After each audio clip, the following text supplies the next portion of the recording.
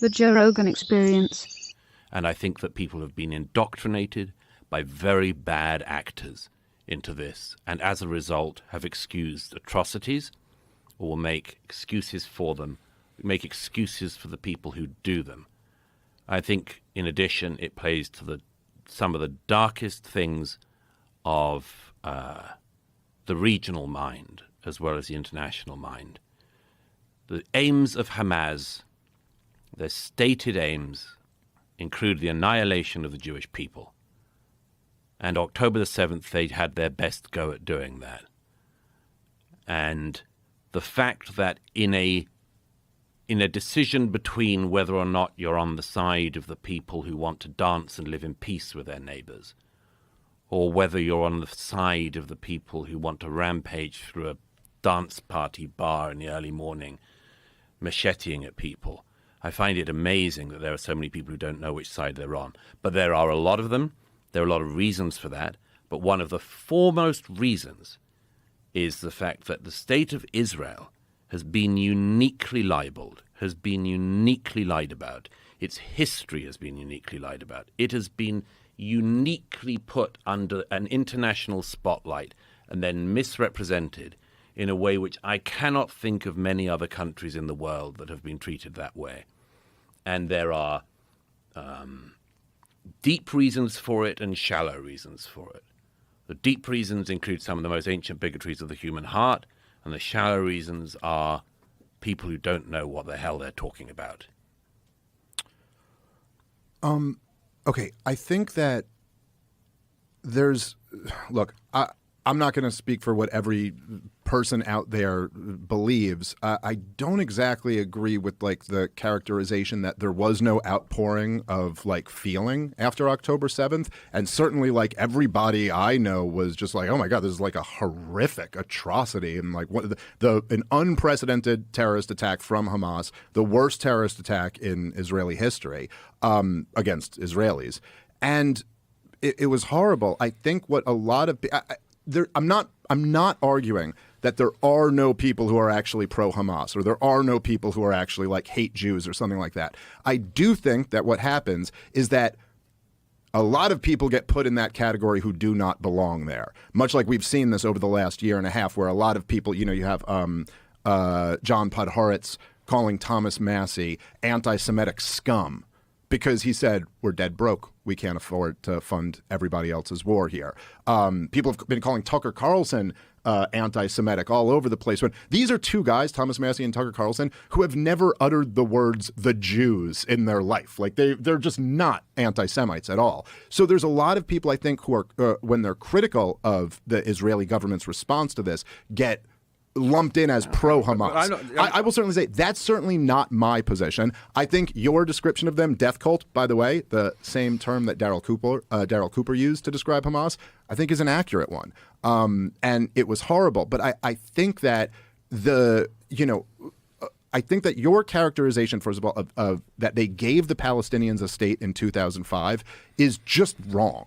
I just think that is not at all an accurate way to describe the disengagement, which we could get into more if you want to. But first of all, I would just point out that if the two-state solution was achieved, I assume you're arguing it was taken away after that. You're not still arguing that the Palestinians have a state, or are you saying they have had a state since 2005? They were given a state in Gaza. And when was it taken away? Well, they kind of screwed it up for themselves on the 7th of October. So you're saying from 2005 all the way till October 7th, there was a two-state solution. It had been achieved. Well, it was another state, yeah. Oh, okay, but that would be two states then. No, it was another state. It was different from the PA. Okay, right, but I'm saying a Palestinian state. Yeah. Okay, so what's interesting about that is that this is not how any of the leaders really describe it. I mean, when Netanyahu himself is not claiming that they had already achieved a two-state solution, why are you talking about this? What happened in 2005 in the disengagement was that essentially Israel went from occupying the place to surrounding the place. And they've had it under a brutal blockade since 2007. And yes, you were right that it was... I don't agree the blockade was brutal by any means. You don't think the blockade of Gaza was brutal? I mean, how brutal do you think the Egyptians are? Pretty brutal. Yeah. They allowed stuff in. Okay. I mean, since some stuff has gotten in, yes, that's true. Since more than some stuff. Okay. More than some stuff. Okay, I'll say this, right, because there's been different levels of blockade, even before 2007, going back. I know in 1996, they had like a pretty strong blockade that year. According to the World Bank, it contracted 40% of the GDP of Gaza. So just for reference, the Great Depression was a 30% contraction. This was in 1996. For 1 year, they gave them something worse than our Great Depression. That was just 1 year. From 2007 on, there's been a blockade of that country. You don't think that's kept the country poor? Why do you think there's a blockade of any kind? Why is there a blockade? Well, I mean, the argument from Israel would be... No, why do you think? I would say, okay, I think that the disengagement, I think Smotrich was correct when he said that, I'm sorry, my mistake there. I think which another quote that I'm sure you're familiar with, but Dov Weissklaff, who was the senior advisor to Sharon, who was the prime minister at the time, he essentially said the reason we're doing the disengagement, the reason we're doing this is so that we can put the peace process in formaldehyde. This is the reason we're doing it. You're not answering my question. You're continuing to cite very right-wing Israeli politicians. But what do you think is the reason? I'm getting there. I'm saying, so I think they disengaged in order to kill the peace process. I think they put the full blockade around the country for the reason that they've always kind of done it there, that, they don't want too much stuff getting in. They want to keep them, as they put it, on a diet, and they don't want rockets to fly into Israel. The second one is a kind of important one, isn't it? The final one you said. It is. If the Palestinian leadership in Gaza after 2005 had not from the get-go decided to use Gaza as a stockpiling place for rockets to fire into Israel, all of it would be different. If they had just resisted the temptation that so many of us do in our lives to stop keeping RPGs in our cellars and then Katyusha rockets in our children's bedrooms, all of it could have been different. If that desire to live in peace beside your neighbors had superseded the desire to stockpile rockets, it would all be different. Yeah, or if Israel just hadn't occupied them for 60 years, it would all be different too. I mean, why is it the onus always on them? Well, you believe in self-determination, I'm sure. Yes. I believe in individual rights, yeah, sure. Okay, individual rights. And that includes the right to make bad decisions. Sure. Yes. The Palestinians in Gaza, when they voted in Hamas, made a very bad decision. Yeah, of course, and Douglas. Hang on. And in the years after that, they made bad decision after bad decision. It was a very bad decision to continually fire thousands of rockets into Israel. It was a very bad decision to use what boats came in early on and to use the smuggling networks from Egypt, not to bring in supplies you could actually build a thriving society with, but to bring in rockets. It was a very bad idea. No, there was not starvation in Gaza after 2005. No, there was no deficit of goods coming in. I've been plenty of times. There was no deficit? No, there are plenty. No goods were kept out. There are plenty. How many? Have you been to the crossing points? No. When were you last there at all? I've never been. You've never been? Well, am I not allowed to talk about it now? Have you ever been to Nazi Germany? Are you allowed to have feelings about them? You can't time travel, but you can. But you can travel. Okay, but so what? So what's the point? Like, no, okay. I find that lots of people have been there and agree with me, and lots of people have been there and agree with you. Yeah, but so if you're going to spend a year and a half talking about a place, you should at least do the courtesy of visiting it. All right. I just think this is a non-argument. You don't but think? Okay. No, I think it's a non-argument. But if you're an expert, well, you have to go and touch the ground. No, I think you have to see. I think it's a good idea to see stuff, particularly if you spend a career talking about something. Yes, I have a journalistic rule of trying never to talk about a country even in passing unless I've at least been there. Okay, it's a sort of normal. It's a normal thing to do. You're talking about. Hang on, you're talking about crossing points. And not only have you never been to a crossing point in either Egypt or in Israel, but you've never even been to the region. Okay. Again, I think this is a non-argument. I don't understand. No, it's not a non-argument. Yeah, it is. It's not a non-argument if you're insisting that you're an expert of some kind, or not claiming you're an expert, but still talking about it, about the provisions going into Gaza or not, if you've never seen any of this going on. So you're not allowed to speak about things that you've read about. You can only speak about things that you've seen with your own eyes. You can talk about what you want, as you're proving.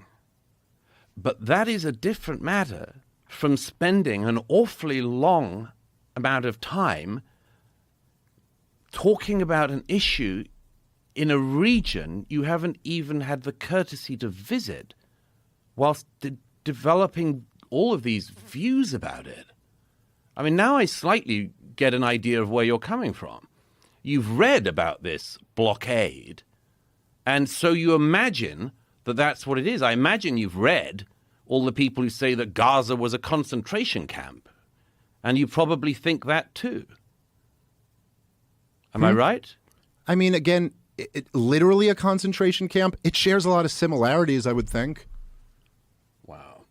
Well, as I say, you can't time travel Let's go back to the back to Nazi the era. Let's but go you back to could the blockade. go to the Middle okay. East and actually visit it. Okay, It's the not hard to World do. Bank said in 1996 for the Now one the year of the libertarians blockade. are quoting the World Bank. I love it. It doesn't mean anything. This is a non-argument. Yes, I'm saying the World Bank did their own analysis of this, and they said that Why it was a don't 40% you do your of the, own analysis? Hold on. You got to Jesus, stop interrupting Okay. and let him finish I the will. sentence. The Fire World away. Bank said that 40% drop in the GDP of 1 year due to the blockade. And there's been a blockade from 2007 on. So are you saying that this hasn't had an economic effect? Is that the argument? No, of course it'll have an economic effect. So you're saying But- you have to be on the ground and do an audit of the blockade No. in order to be able to I comment think on you it? should at least know what it is, what the territory is, what the situation is in the region. Yes, absolutely. And the only way Absolutely. to do that is to be there in person. I think that's the best way. It's not the only way, but it's the best way, for sure.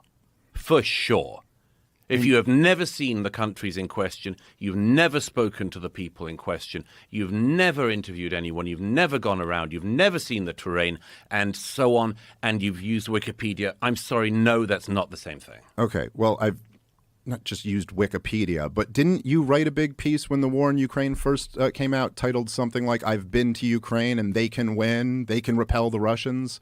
So you could go there and still get it wrong, right? No, I was with the Ukrainian armed forces in 2022 when they were retaking territory from the Russians. Right, the last Yes. time they had any advances, yeah. Yeah, right. I said I can see how they can win, which would be advances like that, yeah. You Sure. said if we just fund them, or if we just No, arm I them, didn't that say they can then I said, they can I repel. said that the Ukrainian army was making great successes, which it was when I was with them in the fall of 22. Okay, listen, there were lots of But- people who went to Iraq and said we'll be greeted as liberators and I it'll know, be paid but- for in oil and democracy will spread through the region. So I don't know. Either take on the arguments or don't. But I don't But think I'm saying, but your argument's incorrect. Oh, okay, fine. Well, then present a counter argument to it. But to just tell me I'm not allowed to talk about something I'm because I'm not not an saying expert. you're not allowed to okay, talk fine. Well, about you're it. not I've an said expert, so you repeatedly, shouldn't you're talk talking about about it. it You now. haven't been there. Yeah, I know. But you keep playing this game where it's like the whole opening to this podcast was like the non-experts talking about this is such a problem. Now you're saying because I don't haven't been think- there, I can't talk about it.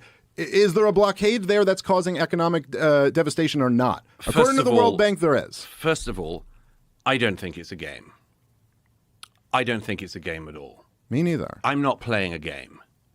Okay? Okay, but this is semantics. No, but this is important. I've seen plenty of this up close.